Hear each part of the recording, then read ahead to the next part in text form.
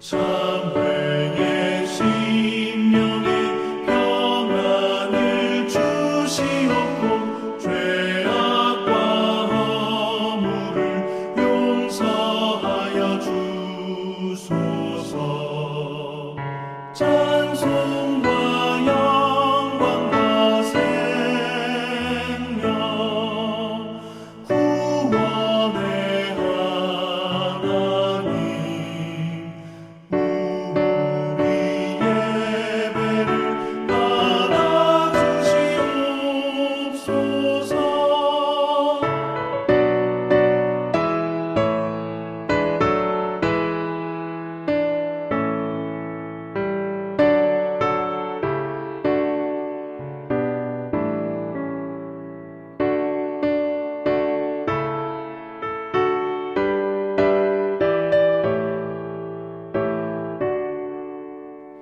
연약한 심령을 굳게 세워주시고 우둔한 마음을 지혜롭게 하시고 주의 뜻 받들어 참되게 살아가며 주 말씀 따라서 용감하게 하소서. 권능과 지혜와 사랑 은혜의 하나님, 우리 예배를 받아주시옵소서. 주 앞에 나올 때 우리 마음 기쁘고 그 말씀 인되어 새 희망이 솟는다. 고난도 슬픔도 이기게 하시옵고 영원에 잇대어 살아가게 하소서.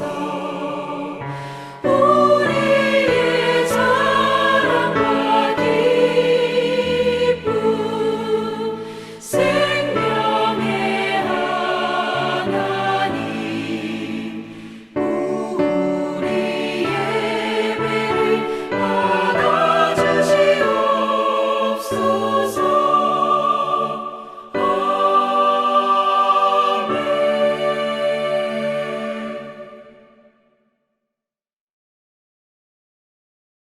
사 천지를 만드신 하나님 아버지를 내가 믿사오며 그 외아들 우리 주 예수 그리스도를 믿사오니 이는 성령으로 잉태하사 동정녀 마리아에게 나시고 본디오 빌라도에게 고난을 받으사 십자가에 못 박혀 죽으시고 장사한 지 사흘 만에 죽은 자 가운데서 다시 살아나시며 하늘에 오르사 전능하신 하나님 우편에 앉아 계시다가 저리로서 산자와 죽은 자를 심판하러 오시리라. 성령을 믿사오며 거룩한 공예와 성도가 서로 교통하는 것과 죄를 사하여 주시는 것과 몸이 다시 사는 것과 영원히 사는 것을 믿사옵나이다.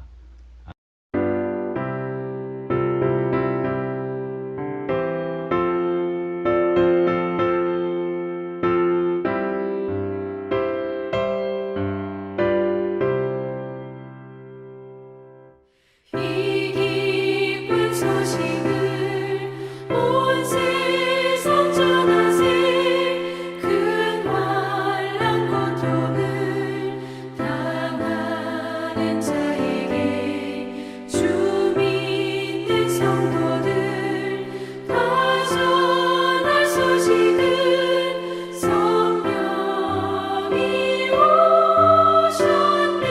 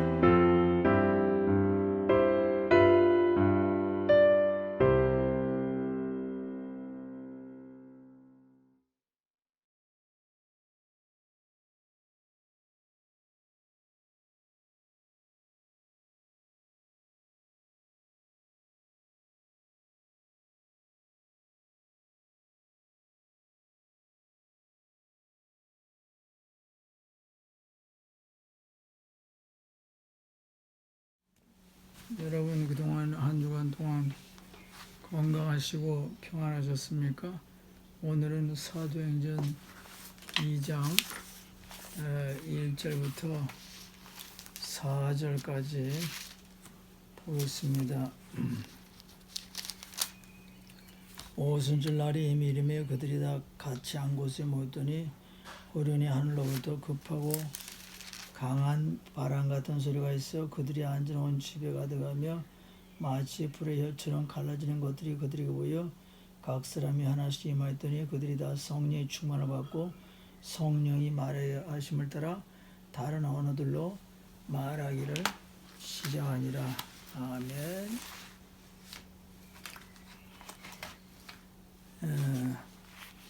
지난주 중에 시내에서 교민 한 분을 만났는데 그분이 나에게 말하기를 목사님 헝가리 부다페스트에서 좀 떨어진 곳에 한국의 SK 이노베이션에서 이미 2개의 자동차 배터리 공장을 세워서 돌아가고 있고 또 3번째 공장을 세울 계획을 가지고 있는데 그 크기가 축구장 크기의 98배입니다.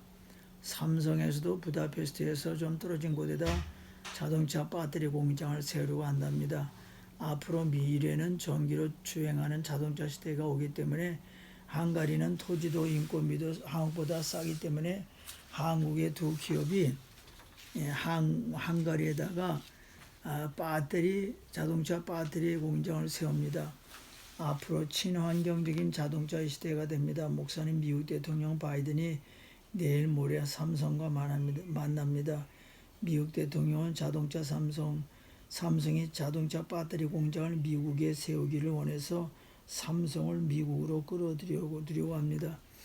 지난주에 이미 미국 대통령과 삼성이 만났습니다. 목사님, 이 비엔나 1구에서 다니는 버스들은 전기로 주행합니다. 공장에서 일할 사람은 헝가리 사람들이겠죠. 앞으로 한국에서 헝가리로 직원들이 올 텐데 그들이 헝가리에서 몸을 장수와 식사하는 문제에 대하여 관심이 있다는 표정으로 나에게 말을 했습니다. 산업혁명 이후 상품 중 인간 생활에 자동차만큼 큰 영향을 미친 것은 별로 없습니다. 하지만 화석 연료로 다량으로 비효율적으로 태워 사람들을 이동시키는 자동차는 기후변화의 주요 원인이 되고 미세먼지의 주요 발생 요인이 됩니다. 자동차는 경유차, 휘발유차, 디젤차, LGB 네 가지가 있습니다. 자동차의 심장이라고 할 수 있는 엔진, 그 엔진을 뛰게 만들기 위해서는 바로 연료가 필요합니다. 그 연료가 휘발유, 경유, LPG입니다. 자동차 연료가 다양한 것은 자동차의 내연기관 즉 엔진이 다르기 때문입니다.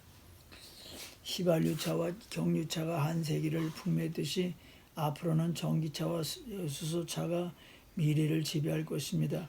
전기차는 엔진이 필요 없고 배터리에 저장된 전기를 사용하여 그 힘으로 모터를 회전시켜 자동차를 움직이게 됩니다. 친환경 자동차는 세 종류입니다. 첫째는 하이브리드 자동차 HEV, 구동원은 엔진과 모터, 에너지원은 전기, 화석, 연료. 두 번째는 플러그인 하이브리드 자동차 PHEV, 구동원은 모터, 엔진, 에너지원은 전기, 화석, 연료. 세 번째는 전기 자동차 EV, 구성원은 모터, 에너지원은 전기. 이 자동차만이 충전된 에너지만으로 주행하고 무공해 차량입니다. 전기 자동차의 미래는 PHEV에서 EV로 향합니다. EV라고 하는 건 Electric Vehicle입니다. EV가 미래에 본격 성장할 것입니다. 전기차 시장이 가파르게 성장하고 있습니다. 세계가 전기차에 주목하고 있습니다. 친환경이라는 키워드는 전기차를 더욱 매력적인 상품으로 만들고 전기차의 미래가 더 밝아 보입니다. 유럽 국가들이 내연기관 판매를 금지하는 법안을 하나둘씩 통과시키며 앞으로 수십 년 내에 유럽에서 내연기관 판매를 금지하는 방법을 통과시키며 앞으로 수십 년 내 유럽에서 내연기관 자동차의 판매가 금지되는 상황을 맞이할 것 같습니다. 유럽은 내연기관의 종말을 예고하고 있습니다. 세계는 지금 전기 자동차로 향하고 있습니다. 왜냐? 무공해, 친환경 자동차이기 때문입니다. 여러분 SDG, S라는 단어를 들어본 적 있습니까? 이것은 Sustainable Development Goals의 약자입니다. 앞으로 우리 지구를 더 좋고 밝은 미래로 만들기 위하여 2015년에 UN 국제기구에서 193개 나라 대표들이 모여서 결정한 지속 가능한 개발 목표입니다. 17개의 목표가 있습니다. 그래서 앞으로 모든 개인적으로 하는 사업이든 그리고 모든 크고 작은 회사들은 밝은 지구의 미래를 만들기 위하여 이 16가지 목표를 실천한다는 것입니다. 며칠 전에 이 나라 텔레비에서 SDGs를 소개하면서 이 나라의 한 중소기업을 소개했는데 이 회사 사장이 자기 회사는 6개월 전부터 이 SDGs를 자기 회사에 도입해서 자기 회사는 모든 물건과 상품을 친환경적인 상품을 만들어내고 있고 분리수거도 철저하고 있고 남녀 평등의 원리를 고수하고 있다고 이야기를 하고 있습니다. 왜 내가 서론에서 전기자동차와 SDGs에 관해서 이야기했느냐 하면은 친환경적인 상품이 미래를 지배하기 때문입니다. 친환경적인 생각과 노력과 수고가 물건이 나와 이웃과 가정과 사회와 세계와 지구를 살리기 때문입니다. 오늘은 성령 강림절입니다. 지금부터 약 2000년 전, 그러니까 예수님께서 십자가 지시고 무덤에 갇히시고 나서 3일 만에 부활하시고 나서 40일 동안 땅에 계시면서 예수님은 여러 지자들에게 여러 번 나타나셔서 말씀하셨고 지자들이 보는 앞에서 식사한 적도 있고 그러시다가 40일째 되시는 날 지자들과 성도들이 같이 모인 그날 감람산에서 지자들이 보는 앞에서 승천하셨습니다. 그 당시의 상황을 사도행전은 이렇게 말씀하고 있습니다. 사도행전 1장 6절 9절 그들이 모였을 때 예수께서 여짜 이르되 주께서 이스라엘 나라를 회복하심이 이때니까 하니 이르시되 때와 시기나 아버지께서 자기의 권한에 두셨으니 너희가 알 바 아니 오직 성령이 너희에게 마시면 너희가 권능을 받고 예루살렘과 온 땅끝까지 예루살렘과 사마리아 땅까지 이르러 내 증인이 되리라 하시니라. 이 말씀을 마치시고 그들이 보는데 올려져 가시니 구름이 그를 가리어 보이지 않게 하더라. 예수님과 작별한 곳곳에 모였던 120명에 관해서는 사도행전 1장 12절부터 14절까지 나와 있습니다. 지자들이 감람원이라는 산으로부터 예루살렘에 돌아오니 이 산은 예루살렘에서 갓과 안식에 가기에 알맞은 길이라. 들어가 그들이 요하는 다락방으로 올라가니 베드로와 요한과 야고보, 안드레아, 빌립, 도미야, 바돌로메, 마테아 및 알피오 아들 야고보, 시몬인 셀로준 시몬, 야고보의 아들 유다 다 거기 있어 여자들과 예수의 어머니 마리아와 예수의 아들과 더불어 마음을 같이하여 오로지 기도에 힘쓰니라.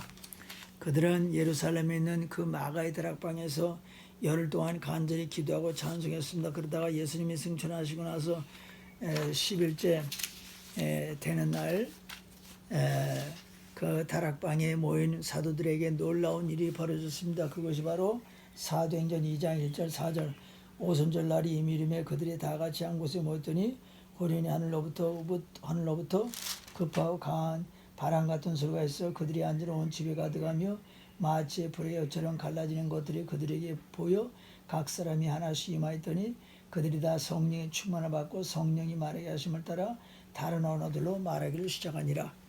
즉 120명 모든 사람들의 머리 위에 사람의 혓바닥처럼 생긴 불들이 임했습니다.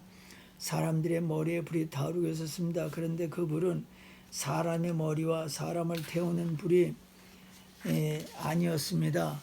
혓바닥처럼 생긴 불이 그냥 120명 머리 위에 그대로 있었습니다. 이 불은 성령의 불입니다. 즉 인류 역사상 최초로 성령님이 하늘에서 내려오셔서 120명에게 임하신 것입니다. 성령님이 하늘에서 내려오셔서 120명에게 임하셨습니다. 성령님이 120명의 영과 신체와 육신에 들어와 사시게 되었습니다. 빨간불이 머리 위에 있었다는 것은 120명 모두가 머리발까지 온몸 온정신에 성령으로 가득 차 있다는 것을 말씀하고 있습니다.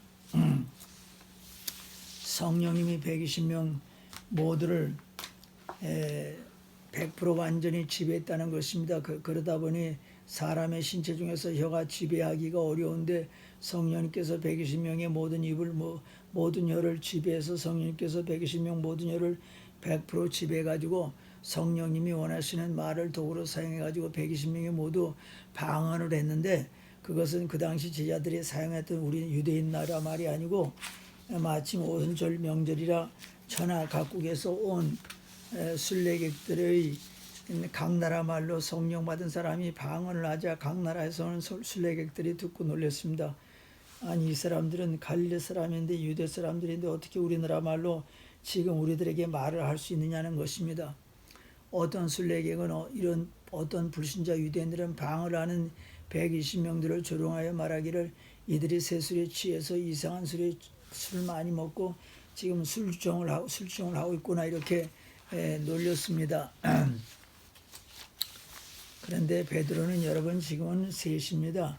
아침 9시입니다. 아침부터 누가 술을 마시는 사람이 있습니까? 없습니다. 우리는 술을 마신 것이 아니라 성령 세례 받았습니다. 성령 충만함 받았습니다. 성령 충만함 받음으로 우리는 지금 방언하고 있습니다. 그리고 겁쟁이였던 베드로가 성령 세례 받은 그날 제자들 앞에 모인 수많은 사람들에게 예수님 복음을 강력히 증거했습니다. 베드로 목사님 최초의 설교입니다. 평생 어부로만 살았던 그가 난 놓고도 기억자도 모르던 그 배움이 없었던 근데 그가 생전 처음으로 명설교를 합니다. 그의 설교 내용은 이렇습니다. 사도행전 2장 14절에 보면은 베드로가 11사도와 함께 서서 설로 비르되 유대인과 예루살렘에 사는 모든 사람들아 이 일을 너희로 알게 할 것이니 내 말을 귀로 기울여라. 때가 제3신이 너희 생각과 같이 이 사람이 취한 것이 아니라 곧 선자 요엘을 통하여 말씀한 것이되 하나님 말씀하기를 말세 내가 내 영을 모든 육체에 보여주니 너희 자녀들은 예언할 것이 너희 젊은이들은 환상을 보고 너희 늙은이들은 꿈을 꾸리라. 그때 내가 내 영을 내 남녀와 여종들에게 부어주니 그들이 예언할 것이요 또 내가 위로 하늘에서는 기사를 아래로 땅에서는 징조를 베풀리니 그 피와 불과 연기로다. 주의 크고 영화로운 날에 이르기 전에 해가 변하여 어두워지고 달이 변하여 피가 되리라. 누구든지 주의 이름을 부른 자는 곧 얻으리라 하시냐 했느냐. 이스라엘 사람들아 이 말을 들으라. 너희도 하는 바와 같이 하나님께서 나사렛 예수로 큰 권능과 기사와 표적을 너희 가운데 베푸사 너희 앞에서 그를 증거하셨느니라. 그가 하나님께서 정하신 누가 미리 하신 대로 내준 바 되어 그를 너희가 법없는 자들의 손을 빌려 못 박아 죽였으나 하나님께서 그를 사망의 고통에서 풀어 살리셨으니 그가 사망에 매 있을 수 없습니다. 다윗이 그를 가리켜 이르되 내가 항상 내 앞에 계신 줄을 배웠으며 나를 요동하지 않게 하기 위하여 그가 내 우편에 계시도다. 그러므로 내 마음이 기뻐하고 내 혀도 즐거워했으며 내 육체도 희망에 거하리니 이는 내 영혼을 운배에 버리지 아니하시며 주의 거룩한 자로 썩음을 당하지 않게 하실 것이므로 주께서 생명기를 내게 보이셔서 주 앞에서 내 기쁨이 충만하게 하리로다. 형제들아 내가 내 조상 다윗에 대하여 담대히 말하노니 다윗이 죽어 장사되어 그 미가 오늘까지 우리 중에 있도다. 그는 선자라 하나님이 맹세하사 그 자손 중에서 한 사람을 구별하여 앉게 하리라고 하심을 알고 미리 본거로 그리스도의 부활을 말하되 그가 음부에 버림이 되지 않고 그의 육신이 썩음을 당하지 아니하리라 하더니 이 예수를 하나님이 살리신지라. 우리가 다일의 증인이로다. 하나님이 오른손으로 예수를 높이시며 그가 약속한 성령을 아버지께 받아서 너희가 보고받은 이것을 부어 주셨느니라. 아멘. 그런즉 이스라엘인지와 확실히 알지라. 너희가 십자가에 못 박은 이 예수를 하나님이 주와 그리스도가 되게 하셨느니라. 아멘.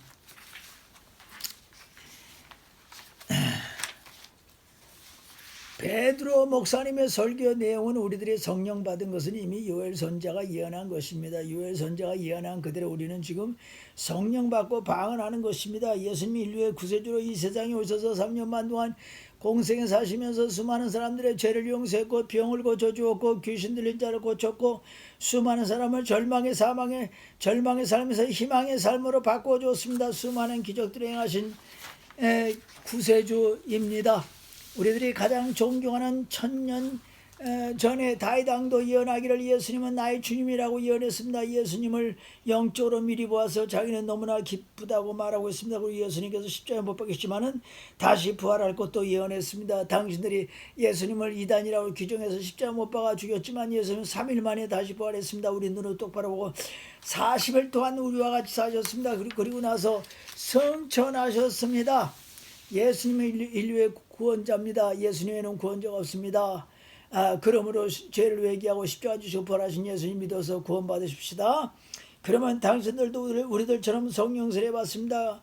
그러자 그는 베드로의 이 설교를 듣고 그날 큰 감동을 받고 3,000명의 사람들의 죄를 회개하고 예수님을 영접하고 구원받았습니다. 성령 받은 베드로, 성령 받기 전까지는 베드로는 겁장이었습니다. 예수님 부인한 자였습니다. 집에서 숨어서 지낸 사람이었습니다. 남한테도 전도도 제대로 못한 사람입니다. 근데 성령 받고 나서는 베드로가 180도 완전히 달라졌습니다. 사람들에게 예수님을 담대히 전하는 사람으로 바꿔줬습니다. 그래서 그는 자기들과 원수인 사마리아 지방인들에 가서 사람들에게 안수하여 수많은 사람들이 예수님 믿고 성령 세례 받았습니다. 또 안전뱅이, 예수님 이름으로 안전뱅이도 일으키고 권세가 당당한 로마 백부장 집에 찾아가서 예수님을 전하여 백부장이 예수님 믿고 구원받고 성령 세례받고 비단 베드로만 그렇게 한 것이 아니라 성령 받은 120명 모두가 그들이 사도든 병시도든 모두 담대히 복음을 전하여 그 어느 장소에든 전 세계 다니면서 복음을 전하여 수많은 사람들이 예수님 믿고 구원받았습니다. 이 120명이 성령 세례받고 나서 성령 충만함 받고 나서 달라진 것이 첫째, 그들은 예수님이 그리스도다 이걸 100% 확신했습니다. 베드로의 설교 핵심도 주는 그리스도다, 구세주다 이겁니다. 우리들의 성령 세례, 성령 받으면 주님이 나의 죄 때문에 십자가에 달리셨고 주님이 부활하심으로 이 은혜로 나는 의인이 되었다 또는 구원받다 이거를 확신하게 됩니다. 또한 주님만이 나의 구세주다, 온 인류의 구세주다 이거를 100% 확신하게 됩니다. 베드로가 성령 받고 나서 곳곳에 모인 청중들에게 한 설교를 다시 들어봅시다. 그것이 예수님은 그리스도요 하나님의 아들입니다. 예수님 외에는 구원이 없습니다. 두 번째로 그들은 담대해졌고 기쁨이 가득했고 거룩한 삶을 사는 능력을 얻게 되었습니다. 그리고 기도와 찬송의 삶을 살게 되었습니다. 성령 받은 120명이 180도로 달라졌습니다. 성령 받기 직전까지는 그들은 무서워했고 겁이 많았고 예수님을 증거하지 않았습니다. 두려움이 많았습니다. 기쁨도 없었습니다. 근데 성령 받은 초대교인들의 신앙은 180도로 달라져 가지고 두려움도 사라지고 기쁨이 넘치고 찬양과 기도의 삶으로 뒤바뀌어졌습니다. 사도행전 2장 46절에 보니까 날마다 마음을 같이하여 성전에 모이기를 힘쓰고 집에서 떡을 떼며 기쁨과 순전한 마음으로 음식을 먹고 하나님을 찬미하며 또 온 백성의 칭송을 받으니 주께서 구원받은 사람을 날마다 더하게 하시니라. 아멘. 그들이 모여서 기도하고 찬송하는 모습이 나옵니다. 2021년 지난번 이 나라 무직 페라인에서 이 나라 비엔나 신년음악회에서 디카도 무티가 지휘를 했습니다. 디카로도 무티가 지휘했습니다. 이번은 그의 나라 이태리처럼 그의 나라가 이태리인데 다른 이태리 사람들처럼 하나님께 그리고 성령님께 기도하고 하나님과 같이 대화하고 성령님과 같이 대화한다고 합니다. 또한 그분은 하나님과 성령님께 기도하고 대화를 많이 한다고 합니다. 또 말하기를 우리들이 성령님을 벨라이디겐 또 상처를 줄 수도 있다고 하는 것입니다. 그러니까 성령님을 잘 대하라고 하는 것입니다. 성령 충만 받으면 기쁨이 가득 차게 됩니다. 지난 5월 19일은 이 나라에서 록다운이 끝나고 모든 상점들과 모든 가게들이 다 문을 열었습니다. 식당들, 호텔들, 극장들 7개월간의 모두 문 닫고 힘들어했는데 5월 19일 날 모든 문을 열어가지고 그날 이 나라 모든 신부들은 한결같이 제1면에 더불어 보도하기를 오지르는 모든 문을 열었다. 오지리는 모두 문을 열었다. 엔트리 마침내 문을 열었다. 후라야 신난다 환영합니다. 윌컴맨 환영합니다. 이제는 식당에서 맛있는 음식을 먹게 되었다. 맛있는 멜랑쉐 커피와 케이크를 즐기게 되었다. 7개월 만에 자유를 누리게 되었다. 극장 커튼이 열렸다. 야 살만 난다. 흥분 낸다. 기쁨이 넘친다. 너무나 즐겁다. 행복하다. 이날 이렇게 말했습니다. 이날 유명한 식당들은 이미 자리가 모두 이야기됐습니다. 이날 수백만 명의 식당과 호텔, 피트니스, 극장을 찾아갔다는 것입니다. 그날 신문들은 이날 사람들이 기뻐하는 모습을 그리고 너무나 황홀히하는 모습, 기쁨, 쾌감, 행복감으로 묘사했습니다. 싹 호텔 직원들은 기뻐서 호텔 정문 앞에 나와서 춤을 추었습니다. 신문에 어떤 기고가는 이런 글을 썼습니다. 이제 록다운은 이제는 없다. 록다운은 끝났다. 다시 안 온다. 이제는 기쁨과 행복 발전만이 우리 앞에 놓여있다. 이렇게 말하고 있습니다. 성령 충만하면 성령이 주시는 기쁨과 평안, 행복, 감사가 넘쳐납니다. 세 번째 교회가 세워졌습니다. 성령 받은 그날 베드로의 설교로 3,000명이 구원받고 물세례 받았습니다. 초대교회는 3,000명으로 시작되었습니다. 초대교회 역사가 2,000년입니다. 초대교회는 성령 받은 120명이 그 장소 마가윤의 다락방에서 전 예배가 시작되었습니다. 성령 받은 사람들이 초대교회를 만들었습니다. 초대교회가 제주로 안수 집사님 7명을 만들었는데 대단히 훌륭한 분이었습니다. 교회는 그리스도의 몸이요 성도는 교회의 지체입니다. 성령이 교회를 세웠습니다. 그러므로 우리는 주일마다 교회 나와서 예배를 드려야 됩니다. 말씀을 듣고 예배 잠사에 은혜 받아야 되겠습니다. 네 번째는 성령 충만하면 전도하고 선교하게 됩니다. 120명 성령 세례 받고 나서 달라진 것이 전도와 선교입니다. 그 당시 예수님을 전도하면 감옥 갑니다. 체포됩니다. 그럼에도 불구하고 성령 받은 그들이 담대히 전도했습니다. 그래서 예루살렘에 수많은 사람들이 예수님 믿고 구원받고 오순절 명절을 지키고 하여 예루살렘에 온 수많은 순례객들이 예수님 믿고 구원받고 자기 나라에 가서 복음을 전하여 교회들을 세웠습니다. 112 사도들이 성령 받고서 120명이 성령 받고 나서 온 세계로 나가서 복음을 전했습니다. 특별히 사도 바울을 통하여 온 유럽이 복음화되었습니다. 온 세계 복음이 전파되어서 우리들도 예수님 믿고 구원받았습니다. 사도행전은 사도들이 행한 일들을 적어놓은 책입니다. 사도행전입니다. 사도행전을 보십시오. 가장 대표적인 것이 성령 받은 사도들, 초대교인들이 사방으로 가서 복음을 전했는데 특히 성령 받은 사도 바울이 세계 선교여행 1차, 2차, 3차 다니면서 아시아와 유럽에 복음을 전하여 수많은 아시아 사람들과 유대인, 유럽인들이 예수님 믿고 많은 교회가 세워졌습니다. 예수님 명령은 온 세계에 복음을 전하라는 것입니다. 우리들이 성령 받고 나서 선교사가 되어서 세계에 가서 복음을 전하든지 아니면 외국의 선교사들에게 선교비로 후원하든지 하면 됩니다. 여러분들이 내는 선교비로 우리는 여러 선교사들을 후원하고 있습니다. 그리고 이 나라 사람들도 전도하는 것이 선교입니다. 다섯 번째로 성령의 9가지 은사와 성령의 9가지 열매를 맺게 되는 것입니다.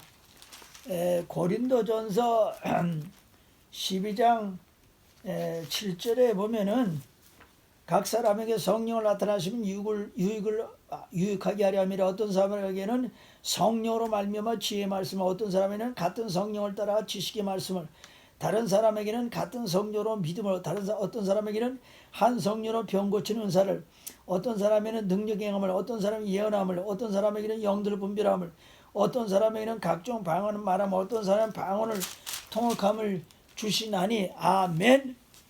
또 성령 충만하면 성령의 9가지 열매를 맺게 됩니다. 갈라디아서 5장 22절 23절 오직 성령의 열매는 사랑과 희락과 병거리 자문과 자비 양성과 정성과 온유와 절제니 이 같은 거를 금지할 법이 없느니라.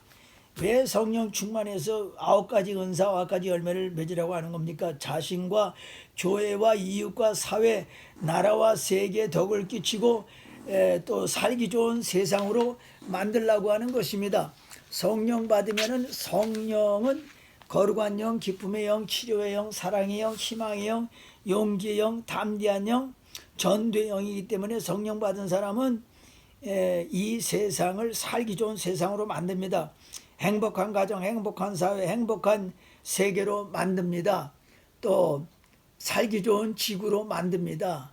또 열심히 전도하고 선교해서 온 세상 사람들을, 많은 세상 사람들을 예수 앞으로 인도하게 됩니다. 성령 충만함 받으시기를 예수님의 이름으로 축원합니다. 아멘.